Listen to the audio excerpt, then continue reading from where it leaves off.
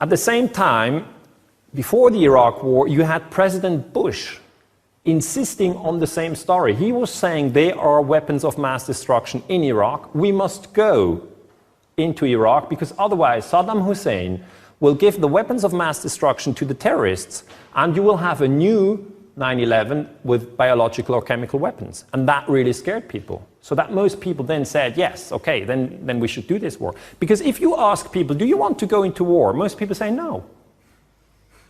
Then you ask them again, but there's a bad man out there. Do you want to go to war? And they say no. You tell them, he has weapons of mass destruction. Then they say, no, I don't want to go there. I don't want to send my son. And then you ask them again, he has weapons of mass destruction, and he's going to give them to the terrorists.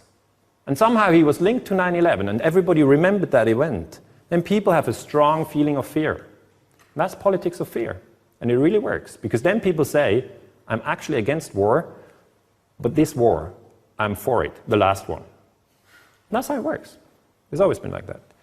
Now, the source, the direct statement that Bush made before the war is, intelligence gathered by this and other governments leaves no doubt that the Iraq regime continues to possess and conceal some of the most lethal weapons ever devised. That's just before the start of the war. The danger is clear. Using chemical, biological, or one-day nuclear weapons obtained with the help of Iraq, the terrorists could fulfill their stated ambitions and kill thousands or hundreds of thousands of innocent people in our country or any other. So if you do a historical interpretation of that quote, it very clearly is a quote that instills fear, and it works.